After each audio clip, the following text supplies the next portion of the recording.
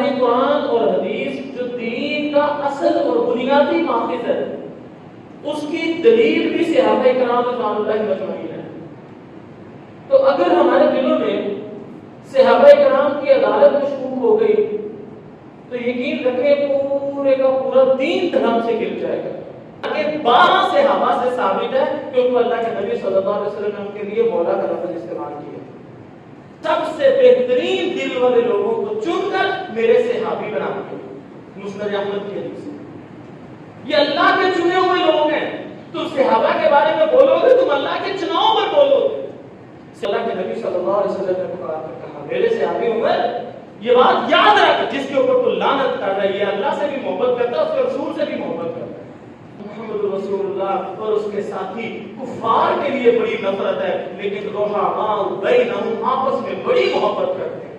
یہ اعلان اللہ کر رہا ہے، کس میں؟ قرآن مجید میں، کس میں؟ تورات میں، کس میں؟ انجیل میں۔ یہ ساری کتابوں میں، ساری اسلامی کتابوں میں یہ بات لکھی ہوئی ہے کہ صحابہ کرام آپس میں بڑے رحم دل تھے۔ اب تو بتا، ہم قرآن کی بات مانے کہ تیرے ضعیف اور من گھڑت واقعات کو مانے؟ جب اللہ کہتا ہے وہ آپس میں محبت کرنے والے تھے تو پھر تجھے اور مجھے کیا اعتراض ہے ان کے بارے میں بولے؟ بسم اللہ الرحمن الرحیم۔ حمد و ثنا کے بعد اللہ رب العالمین نے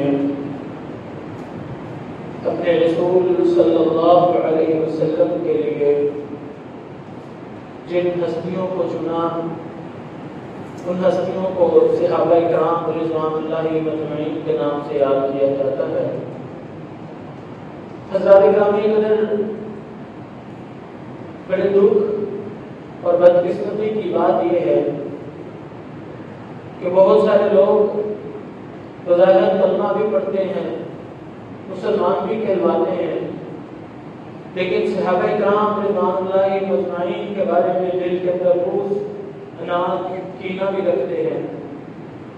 یقین کریں صحابہ کرام رضوان اللہ مجمعین سے محبت ہمارے ایمان کے ایک جزو ہے۔ اگر کوئی بندہ صحابہ کرام رضوان اللہ مجمعین سے محبت نہیں کرتا تو یقین کریں اس کل قیامت کا دن ہوگا، اللہ رب العالمین ایسے شخص سے نہ تو کوئی فرضی عبادت قبول کرے گا، نہ ہی کوئی نفلی عبادت قبول کرے گا۔ جو بندہ بھی صحابہ کرام کے بارے میں دل میں نفرت رکھے گا، برے القابات بلائے گا یا گالی دے گا، کچھ بھی ایسا کرے، من سب اصحابی، جس نے میرے صحابہ کرام کو برا بھلا کہا، تو اللہ کے نبی صلی اللہ علیہ وسلم نے فرمایا اس کے اوپر لعنت ہوگی، اللہ کی بھی، فرشتوں کی بھی، تمام کے تمام انسانوں کی بھی۔ اور کل قیامت کا دن ہوگا، اللہ ایسے شخص کا کوئی بھی عمل قبول نہیں کرے گا، نہ فرضی نہ نفلی۔ یہ کوئی چھوٹی بڑی نہیں ہے میرے بھائیوں، حقیقت یہ ہے کہ صحابہ کرام رضوان اللہ مجمعین کا دفاع کرنا حقیقت میں اسلام کا دفاع کرنا ہے۔ یہ قرآن مجید کیوں ہے، اس کی فلاں آیت فلاں مقام پر فلاں صورت میں کیوں ہے، یہ سب ہمیں صحابہ نے بتایا۔ اس قرآن کو اللہ کے نبی صلی اللہ علیہ وسلم نے کوئی کتاب کی شکل میں ہمیں نہیں دیا، بلکہ سنایا صحابہ کرام رضوان اللہ مجمعین کے ان کو اپنے دلوں میں محفوظ کیا۔ حضرت عثمان رضی اللہ تعالیٰ نے مصحف تقسیم کروائے۔ بہرحال صحابہ کرام رضوان اللہ مجمعین نے قرآن مجید کو اکٹھا کیا، قرآن مجید کو یاد کیا اور امت تک پہنچایا۔ اللہ کے نبی صلی اللہ علیہ وسلم کے فرامین کو بھی یاد کیا اور امت تک پہنچایا۔ تو ہماری قرآن اور حدیث جو دین کا اصل اور بنیادی ماخذ ہے، اس کی دلیل بھی صحابہ کرام رضوان اللہ مجمعین ہے۔ تو اگر ہمارے دلوں میں صحابہ کرام کی عدالت مشکوک ہو گئی تو یقین رکھیں پورے کا پورا دین دھرم سے گر جائے گا۔ اور حقیقت یہ ہے کہ دشمنان دین نے جب یہ سوچا کہ ہم اسلام کے خلاف کیسے اپنا بغض نکال سکتے ہیں تو ان کو یہی بات سمجھ میں آئی کہ اگر اللہ کے خلاف یا اس کے رسول کے خلاف بولیں گے تو یہ کلمہ وہ لوگ ہمیں قتل کر دیں گے، کیونکہ یہ پکی بات ہے چاہے کوئی بندہ دیندار ہو یا نہ ہو، چاہے پرلے درجے کا بے دین کیوں نہ ہو، لیکن اگر وہ مسلمان ہے، کلمہ پڑھتا ہے، اس کے سامنے کوئی رسول اللہ گستاخی کرتے اس کے ایمان سے برداشت نہیں ہوتا، چاہے اس کی اپنی جان چلی جائے وہ اگلے کو ضرور قتل کرنے میں تیار ہو جاتا ہے۔ تو صحابہ کرام رضوان اللہ اجمعین ہی وہ ہستیاں بچی جن کے اوپر ان لوگوں کو موقع ملا، کیونکہ انہوں نے دیکھا کہ اگر ہم اللہ کے رسول کے بارے میں بات کریں گے تو ہمیں تو لوگ قتل کر دیں گے۔ پھر انہوں نے یہ طریقہ ڈھونڈا کہ ہم اس طرح کرتے ہیں، صحابہ کرام کے خلاف بولتے ہیں، صحابہ کرام کے خلاف شکوک و شبہات پیدا کرتے ہیں، اور پھر ان شکوک و شبہات کا فائدہ اٹھا کر جب صحابہ کی عدالت مجروح ہو جائے گی تو ایٹومیٹیکلی دین کی بنیاد، جو دین ہم تک پہنچانے والے تو صحابہ کرام ہے نا، تو جب صحابہ کرام مجروح ہو جائے گا تو پھر دین کی اثر کہاں لگے گی؟ تو میرے بھائیوں یہ بات ذہن میں رکھیے گا، اسلام کا دفاع کرنا بالکل اسی وقت ممکن ہے جب آپ صحابہ کا دفاع بھی کرو گے۔ یہ ہمارے ایمان کا اسی لیے حصہ ہے کیونکہ ہمارے دین ان کے ساتھ جڑا ہوا ہے۔ دوسری بات یہ، بہت سارے لوگوں نے بہت سارے طریقے اختیار کیے ہوئے ہیں صحابہ کرام کے بارے میں مشکوک کرنے کے حوالے سے۔ ہم میں سے ہر بندہ جو کلمہ گو ہے وہ یقیناً صحابہ کے لیے محبت بھی رکھتا ہے۔ میں یہ سمجھتا ہوں کہ علمی موضوع یہ ہونا چاہیے کہ کیوں نہ میں ان شکوک و شبہات کا آپ کے سامنے ازالہ کروں جن شکوک و شبہات کا نام لے کر لوگ صحابہ کے نام کے خلاف بولتے ہیں۔ میں باری باری کوشش کروں کہ آپ کا نام لوں اور ان کا تھوڑا تھوڑا آپ کو بتاتا چلا جاؤں تاکہ کم از کم شکوک و شبہات دور ہوں، ہم دوسروں کے بھی شکوک و شبہات دور کر سکیں تاکہ وہ صحابہ کرام رضوان اللہ اجمعین کے بارے میں دل سے بغض اور اناد نکال دیں۔ تو میرے بھائیوں یہ بات ذہن میں رکھیے گا کہ صحابہ کرام رضوان اللہ اجمعین چاہے بڑے ہیں چاہے چھوٹے ہیں، چاہے فضیلت میں زیادہ ہے چاہے کم ہے، ادنا سے ادنا درجے کا بھی صحابی ہے نا، تو ہمارا حق بنتا ہے کہ ہم اس کی دل سے عزت کریں، اس کو مقام دیں اور اس کے بارے میں دل کے اندر کوئی بغض اور کینہ نہ رکھیں، چاہے ادنا سے ادنا درجے کا صحابی کیوں نہ ہو۔ کبھی بھی ہمیں ایسا نہیں کرنا چاہیے جیسا کہ ہمارے معاشرے میں اکثر ہوتا ہے، جیسے قرآن مجید میں آتا ہے نا لا نفرق بین احد من الرسل، رسولوں کے درمیان ہم نے فرق نہیں کرنا۔ حالانکہ یہ بات نہیں ہے کہ رسول سارے برابر ہیں، تلک الرسل فضلنا بعضهم علی بعض، اللہ کا قرآن اعلان کرتا ہے ہمیں بعض رسولوں کو بعض پر فوقیت دی ہے۔ اللہ کے نبی صلی اللہ علیہ وسلم فضیلت کے اعتبار سے تمام انبیاء کے سردار ہیں، سب سے افضل ہے، لیکن اللہ کے نبی صلی اللہ علیہ وسلم نے سختی سے منع کیا کہ لوگوں میری تعریف اس طرح نہ کرنا کہ جس سے دوسرے نبیوں کے درمیان دوسرے نبیوں کی تنقید لازم آتی ہو۔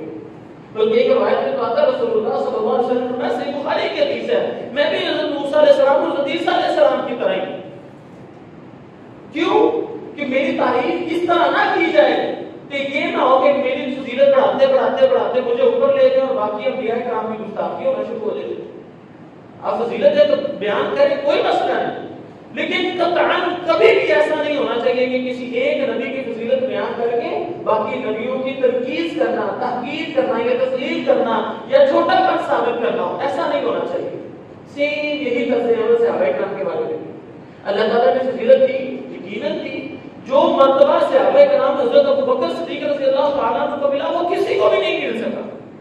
اللہ کے نبی صلی اللہ علیہ وسلم نے ایک مرتبہ فرمایا تھا حجۃ الوداع کے موقع پر لاکھوں صحابہ موجود، فرمایا میرے صحابہ تم میں سے جس نے بھی مجھ پر جو بھی احسان کیا میں نے ہر بندے کے ہر احسان کا بدلہ چکا دیا، صرف واحد ایک شخصیت ایسی ہے ابوبکر صدیق رضی اللہ تعالیٰ عنہ جس کے مجھ پر اتنے زیادہ احسان ہے کہ میں چاہ کر بھی اس کا بدلہ نہیں چکا سکتا۔ یہ فضیلت کسی اور سے ابھی تو مقدر میں نہیں ہے۔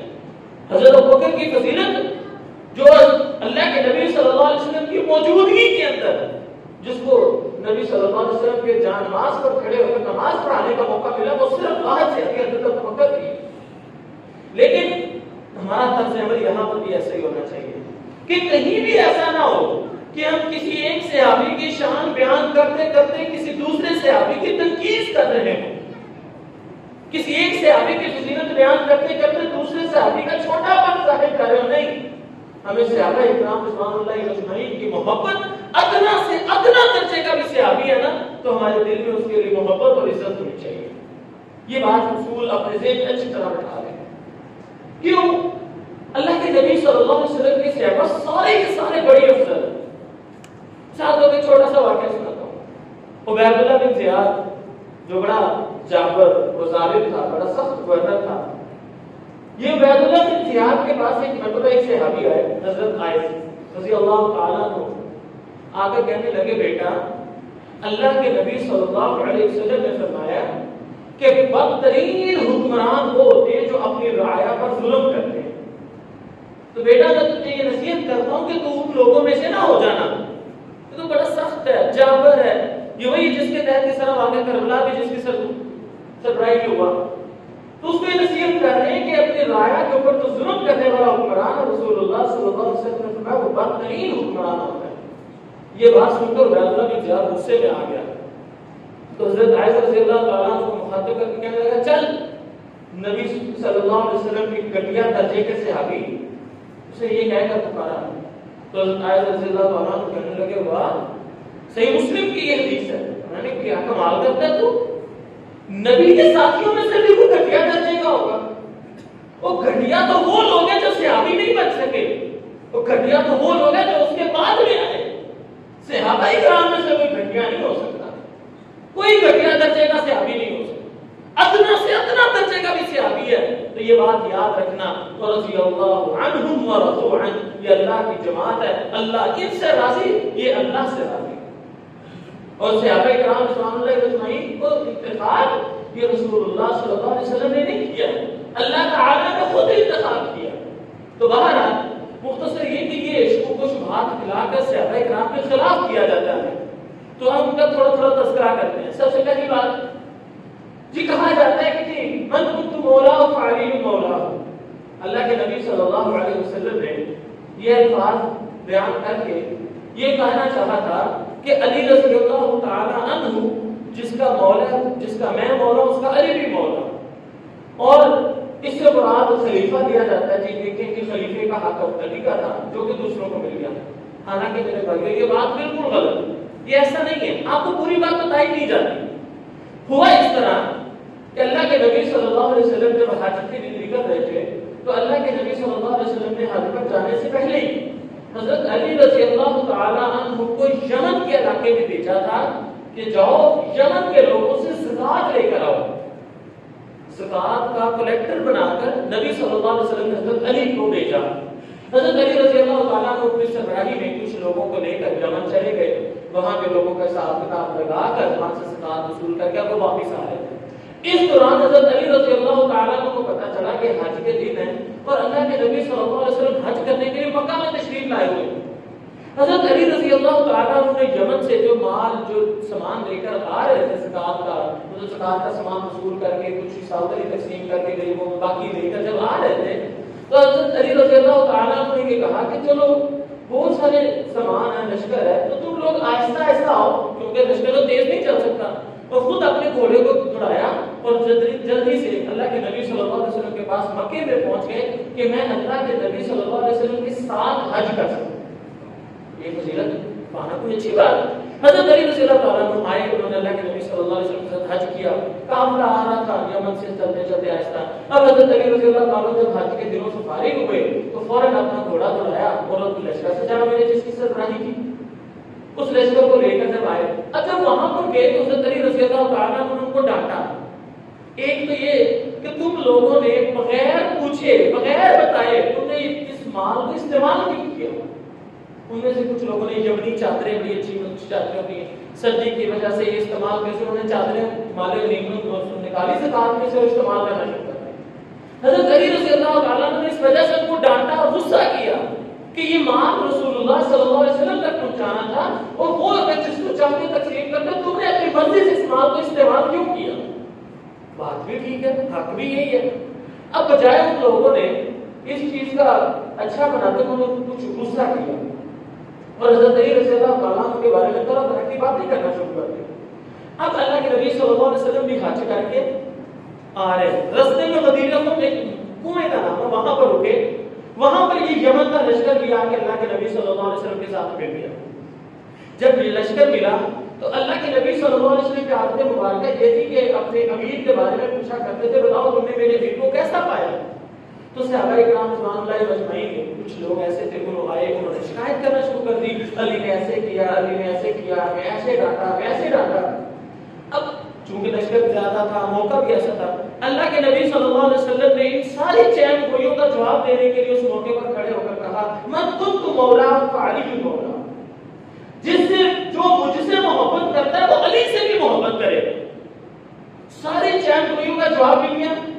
اب مولا کا معنی 6-7 لفظوں میں استعمال ہوتا ہے، دوست کے معنوں میں بھی استعمال ہوتا ہے، محبت کے معنوں میں بھی استعمال ہوتا ہے، رب کے معنوں میں بھی استعمال ہوتا ہے، اور غلام کے معنوں میں بھی استعمال ہوتا ہے. غلام جیسے یہ فلاں بندہ میرا غلام ہے، یہ فلاں میرا مولا ہے، غلام کے معنوں میں بھی استعمال ہوتا ہے. لیکن اس مولا کو ایک خاص گروہ نے رب کے معنوں میں استعمال کر کے مولا علی کہنا شروع کر دیا. کیا یہ غلط بات نہیں؟ اس پورے واقعے سے سن کر کیا یہ لگتا ہے کہ یہاں پر اللہ کے نبی صلی اللہ علیہ وسلم کوئی وہاں پہ خلافت کا اعلان کر رہے ہیں کہ میرے بعد کوئی خلیفہ علی ہوگا؟ خود سوچ کر دیکھیں، اللہ کے نبی صلی اللہ علیہ وسلم نے لوگوں کی چہم گوئیوں کا، لوگوں کے دلوں سے اس بات کو نکالنے کے لیے نفرت ہو کہ تم علی کے بارے میں شکایتیں کر رہے ہو، حالانکہ باتیں تو ساری عزت علی کی ٹھیک تھی. تمہیں برا لگا ایک الگ بات ہے. تو اللہ کے نبی صلی اللہ علیہ وسلم اس موقع پر بڑا مختصر جملہ کہا، کیونکہ اللہ کے نبی صلی اللہ علیہ وسلم کی یہ شان بھی ہے اور یہ خاصیت بھی ہے، یہ معجزہ بھی ہے. اللہ کے نبی صلی اللہ علیہ وسلم فرماتے ہیں بعثت بجوامع الکلم، مجھے اللہ نے جامع الکلم بنا کر بھیجا ہے. میرے الفاظ تھوڑے ہوتے ہیں لیکن ان کا معنی بہت وسیع ہوتا ہے. ایک چھوٹا سا جملہ کہنا کہ پورے کے پورے قافلے کے دلوں سے حضرت علی رضی اللہ تعالیٰ عنہ کی جو نفرت تھی یا جو غصہ تھا یا جو شکایتیں تھیں وہ سارے دور کر دی. اور پھر یہ مولا لفظ اللہ کے نبی صلی اللہ علیہ وسلم نے اور بھی بڑے صحابہ کے لیے بولا ہے، حضرت جلیبیب کے لیے بھی بولا ہے. مولا جلیبیب حضرت علی کو، حضرت جلیبیب کو بھی کہا اللہ کے نبی صلی اللہ علیہ وسلم نے. لیکن آپ معاشرے میں کہیں بھی نہیں سنو گے کہ کسی نے حضرت جلیبیب کو کہا مولا جلیبیب، صرف حضرت علی کے ساتھ اس نے. حالانکہ 12 صحابہ سے ثابت ہے کہ ان کو اللہ کے نبی صلی اللہ علیہ وسلم نے ان کے لیے مولا کا لفظ استعمال کیا. اسی لیے بالکل من گھڑت اور فضول بات ہے. اگر خلافت کا اعلان کرنا تھا کہ میرے بعد علی نے خلیفہ ہونا ہے تو پھر اللہ کے نبی صلی اللہ علیہ وسلم اس کنویں میں پہنچ کے کیوں، بلکہ وہ جو حج کیا تھا حجۃ الوداع کے موقع پر جہاں لاکھوں لوگ جمع تھے وہاں پر یہ اعلان کرتے ہیں نا. اگر خلافت کا اعلان کرنا ہوتا وہ جگہ زیادہ مناسب تھی، یا کنویں کے پاس کھڑے ہو گئے چند لوگوں میں اعلان کرنا مناسب تھا. اس لیے خدا ہے اس خوش بات کو ذہن سے نکال دیں، اس پورے واقعے کو ذہن میں رکھیں، اور اگر کوئی آئندہ یہ بات کرے تو اس کو یہ بتائیں. دوسری چیز اسی طرح بات کو کہتے ہیں کہ اللہ کے نبی صلی اللہ علیہ وسلم نے اپنے آخری دنوں میں جب حج کھا کے بار بار گر رہے تھے تو حضرت علی عمر پاس بیٹھے ہوئے تو کہا جاؤ کاپی پینسل لے کے آؤ، یعنی کہ صفحہ دے آؤ، میں کچھ لکھنا چاہتا ہوں، لکھ کے دے دوں آپ لوگوں کو تاکہ تمہارے درمیان یہ خلاف نہ ہو. اب اللہ کے نبی صلی اللہ علیہ وسلم کی حالت یہ تھی کہ بار بار بے ہوش ہو رہے تھے، نماز بھی پڑھانے کی ہمت نہیں تھی. تو حضرت ابوبکر کو اپنے مصلی پر کھڑا کیا ہوا ہے، ہوش آتا تھا پھر بے ہوش ہو جاتے تھے، ہوش آتا تھا پھر بے ہوش ہو جاتے تھے. حضرت فاطمہ رضی اللہ تعالیٰ عنہ نے اسی لیے تو کہا تھا میرے باپ کو بڑی تکلیف ہے.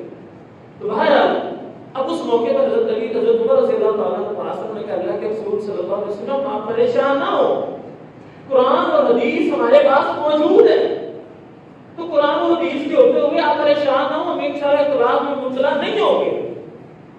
تو اللہ کے نبی صلی اللہ علیہ وسلم نے کہا ٹھیک ہے، اور پھر بھی ہوش ہو گئے. وہ کافی پینسل اب اعتراض کیا جاتا ہے جی دیکھو حضرت عمر رضی اللہ تعالیٰ عنہ چاہتے نہیں تھے، اس لیے اگر کاپی پینسل لے آتے یعنی کہ سامنے اس میں لکھنے والی چیز لے آتے تو اللہ کے نبی لکھ دیتے. انہوں نے کیا لکھنا تھا اب کسی کو کچھ نہیں پتا، اللہ کے نبی نے کچھ نہیں بتایا، کسی صحابی کو کچھ نہیں پتا کیا لکھنا تھا. لیکن ایک خاص گروہ آج اعلان کرتا ہوا نظر آتا ہے کہ جی حضرت علی کی خلافت کے بارے میں لکھنا تھا، حضرت عمر نے لکھنے نہیں دیا. بتائیے اس واقعے میں کہاں پہ خلافت کا نام آ رہا ہے.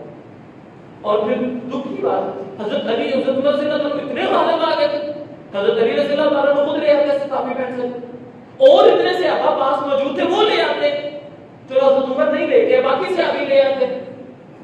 سوچنے کی بات ہے ایسے بس الزام لگائے جانا. کیونکہ میں نے بتایا نا شروع میں بات کی کہ کچھ لوگوں کا طریقہ کار یہ کہ سوال ایسے چھوڑ دیتے، شکوک و شبہات پھیلا دیتے تاکہ دلوں میں بلا وجہ ضرورت آئے. اسی طرح جی حضرت ابوبکر صدیق رضی اللہ تعالیٰ عنہ نے جب خلافت سنبھالی خلیفہ بن گئے تو خلیفہ بننے کے بعد حضرت فاطمہ رضی اللہ تعالیٰ عنہ آئی اور آ کر حضرت ابوبکر صدیق رضی اللہ تعالیٰ عنہ سے باغ فدق کے حوالے سے سوال کیا. ابھی باغ فدق کیا ہے؟ یہ خیبر کی زمینوں میں بڑے بڑے باغات تھے جہاں سے اللہ کے نبی صلی اللہ علیہ وسلم کے زیر استعمال سامان آتا تھا. یعنی کہ اس طرح سمجھ لیں کہ کچھ باغات تھے جنہیں چلو وہاں سے جو بھی مال آتا تھا اللہ کے نبی صلی اللہ علیہ وسلم اپنے گھر والوں کا خرچہ وہاں سے چلایا کرتے تھے. وہاں سے مال گندم چاول جو کچھ پورے وہ فصل اپنے لیے رکھ لیتے تھے استعمال کے ضرورت کے مطابق، باقی تقسیم کر دیا کرتے تھے۔ تو جب اللہ کے نبی صلی اللہ علیہ وسلم فوت ہو گئے تو حضرت فاطمہ رضی اللہ تعالیٰ عنہا آئی اور آ کر انہوں نے یہ کہا اے ابو بکر وہ باغ فدق چونکہ میرے باپ کا تھا تو میں ان کی وارث ہوں، مجھے وہ باغ فدق کا میرا حصہ بنتا ہے، مجھے دے دیجیے۔ تو حضرت ابو بکر صدیق رضی اللہ تعالیٰ عنہ نے اس موقع پر یہ حدیث سنائی، فرمایا میں نے رسول اللہ صلی اللہ علیہ وسلم سے یہ سنا تھا کہ نبی جب بھی فوت ہو جائے تو نبی کا مال صدقہ نہیں ہوتا، نبی کا مال صدقہ نہیں ہوتا، بلکہ وراثت نہیں بنتا، بلکہ وہ غریبوں میں تقسیم کر دیا جاتا ہے، نبی کا مال وراثت نہیں بنتا۔ تو حضرت ابوبکر صدیق رضی اللہ تعالیٰ نے جیسے یہ حدیث سنائی حضرت فاطمہ رضی اللہ تعالیٰ نے خلیفہ خوش ہو کے چلے گئے، انہوں نے کوئی ایسی بات نہیں کی۔ اور ویسے بھی یہ تو شان کی بھی خلاف ہے کہ فاطمہ رضی اللہ تعالیٰ عنہ دنیا کی محبت میں تھی یا دنیا کے مال کی خاطر ابوبکر سے ناراض ہوتی، کتنے دکھ کی بات ہے اس طرح کی باتیں کرنا۔ لیکن معاشرے میں کہا جاتا ہے کہ ابوبکر صدیق رضی اللہ تعالیٰ عنہ نے حضرت فاطمہ کا مال الگ کر دیا۔ یہ حضرت عباس رضی اللہ تعالیٰ عنہ کی ہے، لیکن جب یہ حدیث سنا دی اس کے بعد کسی صحابی نے حضرت فاطمہ نے حضرت علی نے کبھی کلیم کیا ہو کہ وہ مال ہمارا ہے؟ چلو اس طرح سوچ لو، حضرت ابوبکر، حضرت عمر، حضرت عثمان، چلو ٹھیک ہے انہوں نے مال نہیں دیا، چوتھے خلیفہ کون تھے؟ حضرت علی رضی اللہ تعالیٰ عنہ۔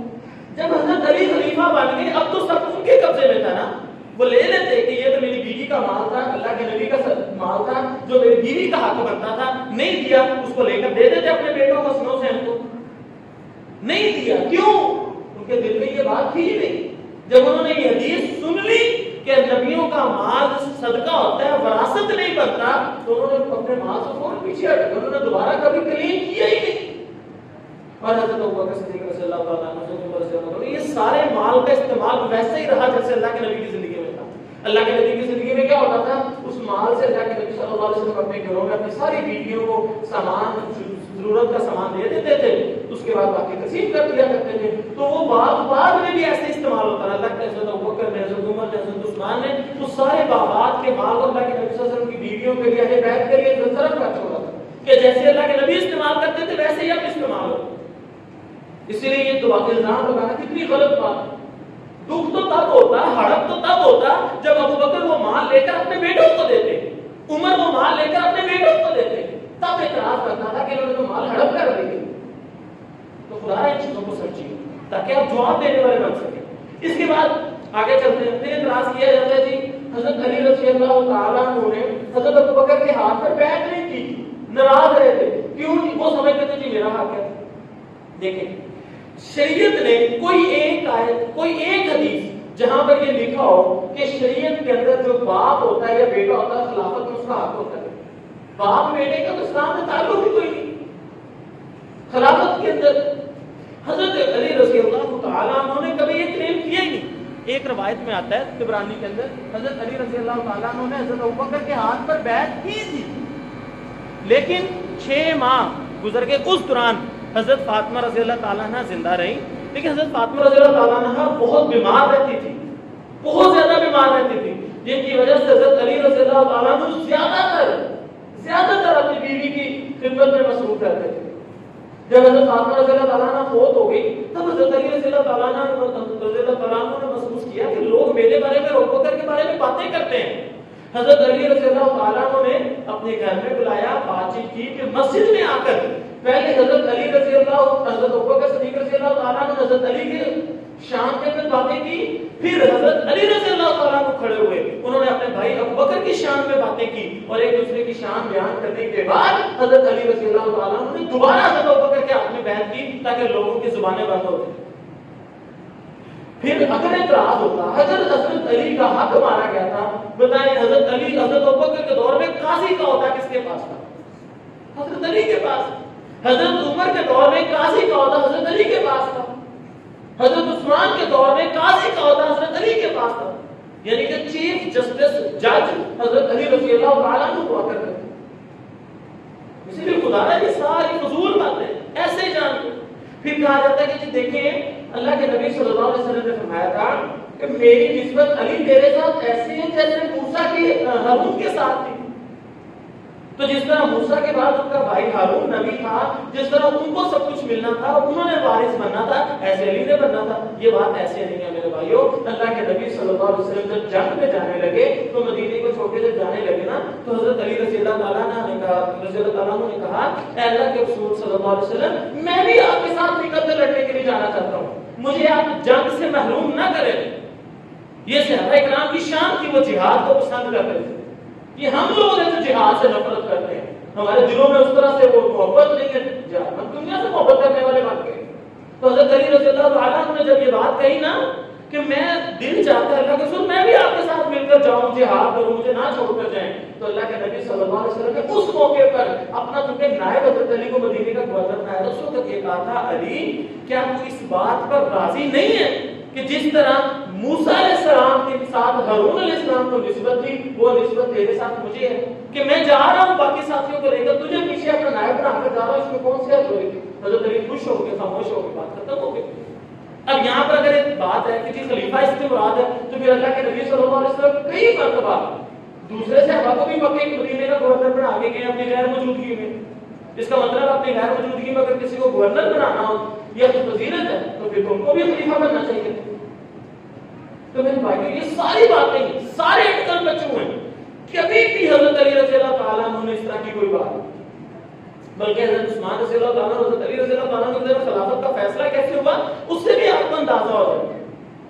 تو خدا نے اس بات کو اچھی طرح سمجھے. اگر حضرت ابوبکر صدیق رضی اللہ تعالیٰ عنہ نے خلافت پر قبضہ کیا ہوتا تو حضرت ابوبکر صدیق رضی اللہ تعالیٰ عنہ فوت ہونے کے بعد اپنے بیٹے کو خلیفہ بنا کر جاتے.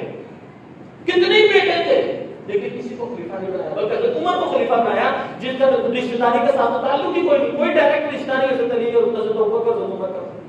پھر حضرت عمر رضی اللہ تعالیٰ عنہ جب فوت ہونے لگے لوگوں نے خود کہا کہ آپ عبداللہ ابن عمر کو خلیفہ بنا دیں، بڑا نیک سے آدمی ہے. لیکن اللہ کے حضرت عمر رضی اللہ تعالیٰ عنہ نے پھر اپنے بیٹے کو دور کر دیا، بلکہ جو 6 رکنی کمیٹی بنائی اس میں 7واں بندہ شامل ہوتا تھا سعید بن زید، صرف اس وجہ سے اس کو کمیٹی سے باہر نکال دیا کہ یہ میرا بہنوئی لگتا ہے.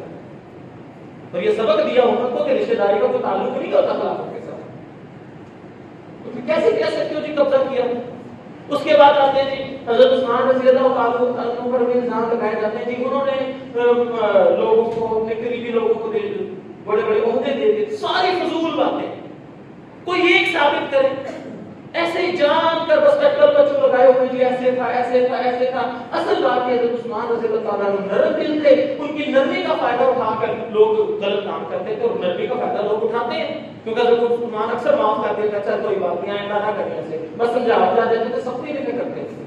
جبکہ حضرت عمر رضی اللہ تعالیٰ عنہ بہت سختی کیا کرتے تھے کہ بلا وجہ فضول حرکت کرتا تھا.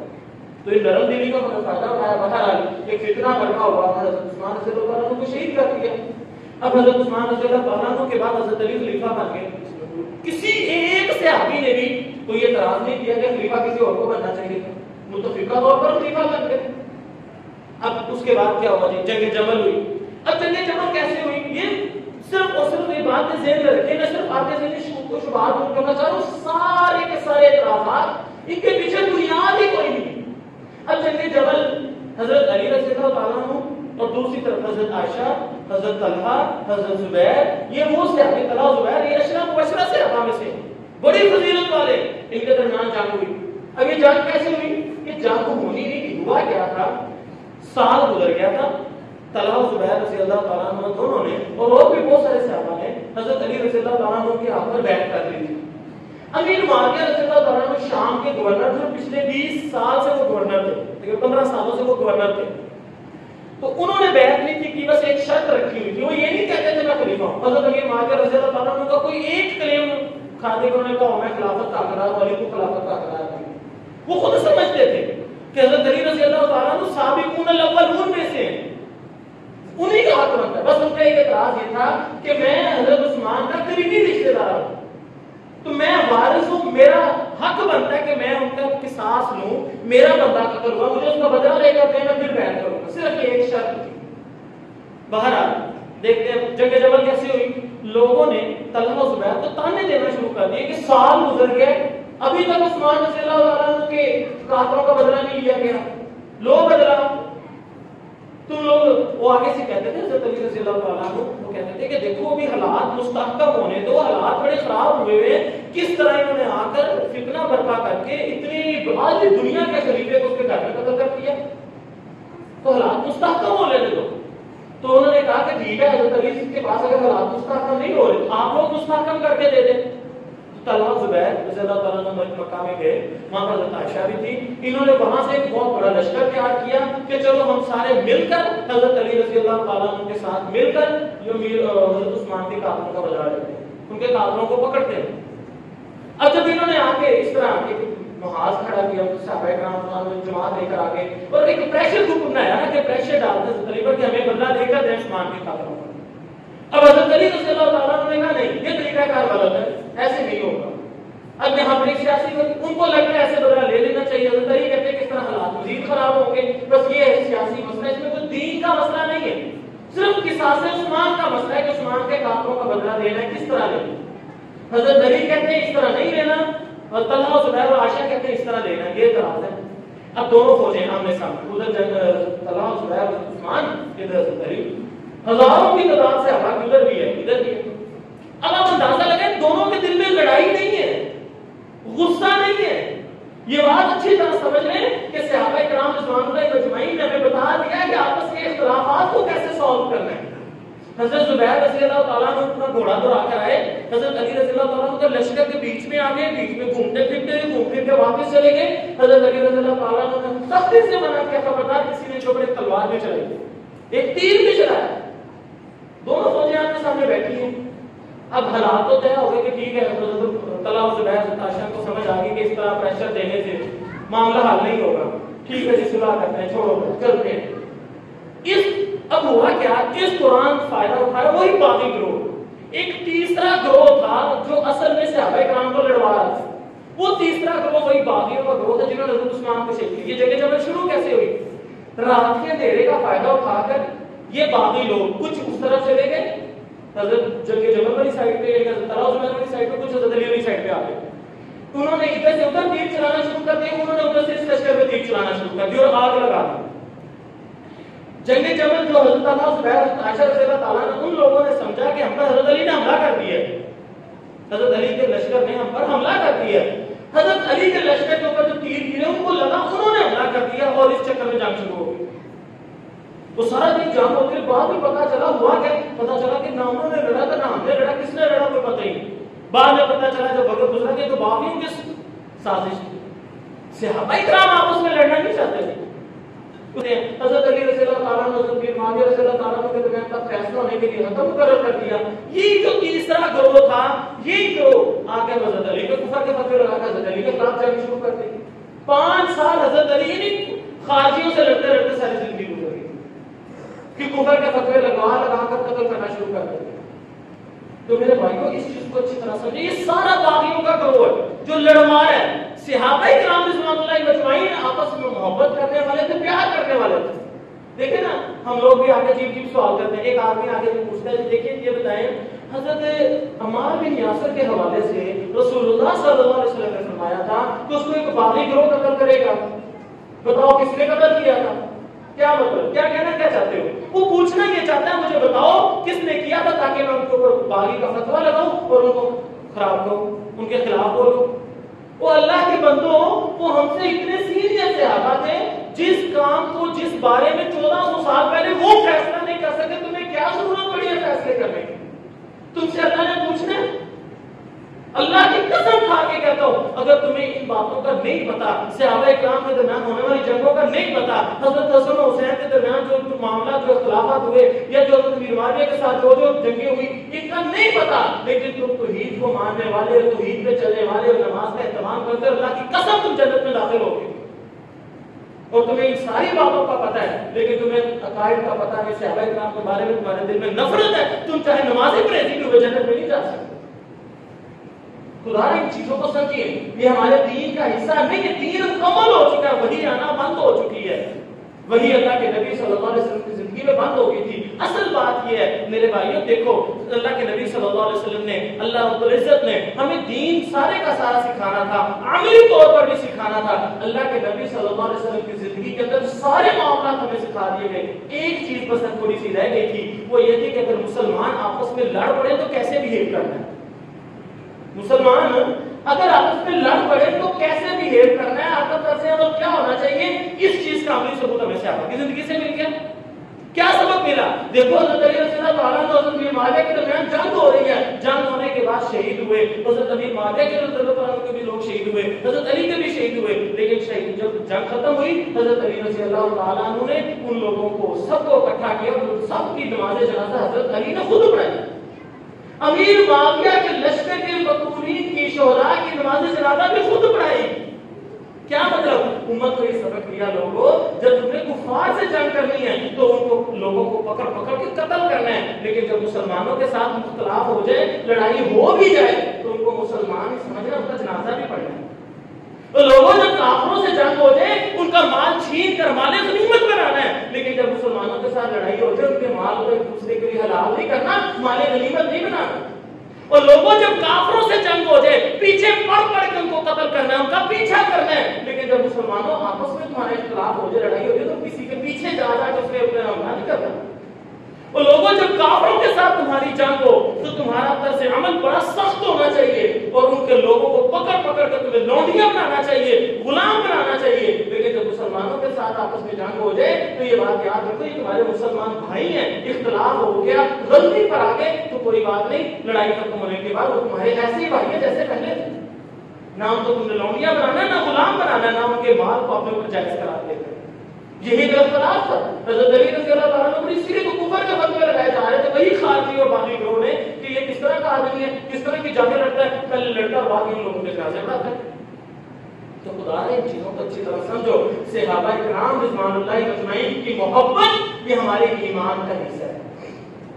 اللہ کے نبی صلی اللہ علیہ وسلم نے فرمایا، لوگوں اللہ تعالیٰ نے نا پوری کی پوری انسانیت کے دلوں کے اوپر نگاہ ڈالی، سب سے بہترین دل والے لوگ چن کر اپنے انبیاء بنا لیا، اور اس میں سے بھی سب سے بہترین دل والا مجھے پایا اور مجھے اپنا آخری نبی بنا لیا. فرمایا انبیاء کی جماعت کو چن لینے کے بعد اللہ تعالیٰ نے دوبارہ پھر پوری انسانیت کے دلوں پر نگاہ ڈالی، سب سے بہترین دل والے لوگوں کو چن کر میرے صحابی بنا دیا. مسند احمد کی حدیث ہے. یہ اللہ کے چنے ہوئے لوگ ہیں. تم صحابہ کے بارے میں بولو گے، تم اللہ کے چناؤ پر بولو گے.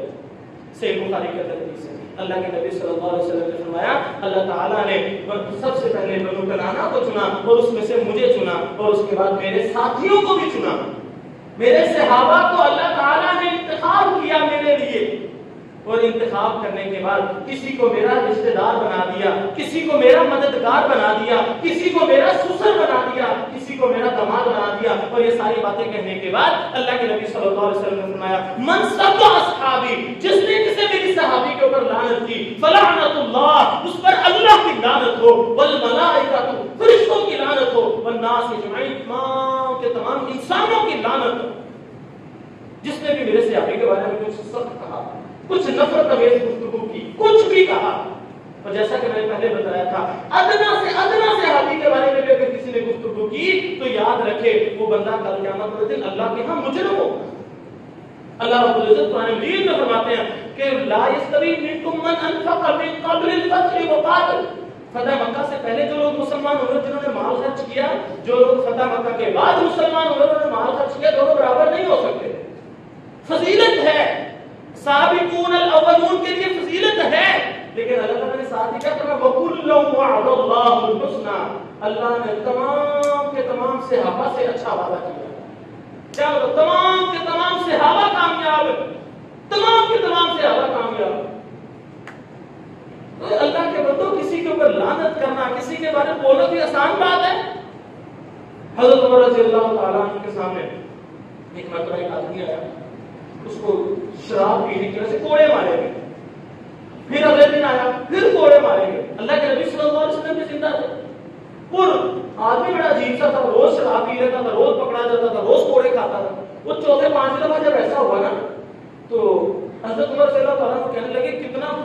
لعنتی انسان ہے یہ، اس کو حیا ہی نہیں آتی، لعنت ہو اس پر، روز شراب پیتا اور کوڑے کھانے کے لیے عادت ہے، اس کو پھر بھی نہیں آتا کہ میں باز آ جاؤں۔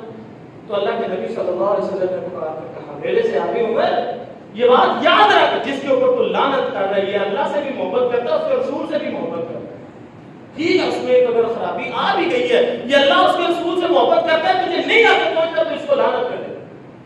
آج ہم لوگ شروع ہو جائیں وہ اللہ کے بندو، یہ تو صحابہ میں شاید نہیں تھا کہ صحابہ ایک دوسرے کو لعنت کرتے، ہم بجائے ہم اللہ کی قسم وہ ہم سے اتنے افضل تھے، اتنے افضل تھے۔ صحیح بخاری کی حدیث ہے، اللہ کے نبی صلی اللہ علیہ وسلم نے فرمایا کہ میرے صحابہ ایک ہاتھ ایک مد یا مد کا کچھ حصہ، ایک روایت میں آتا ہے ایک مٹھ کھجور اللہ کی راہ میں وقف کر کے اللہ سے اتنا اجر لے لیتے ہیں کہ میری امت میں بعد میں آنے والے لوگ احد پہاڑ کے برابر سونا خرچ کر کے بھی اللہ سے اتنا اجر نہیں دے سکتے۔ ہم احد پہاڑ کے برابر سونا خرچ کر کے بھی صحابی کے درجے کو نہیں پا سکتے۔ صحابی ایک مٹھ کھجور کر کے اللہ کو زیادہ راضی کرتے۔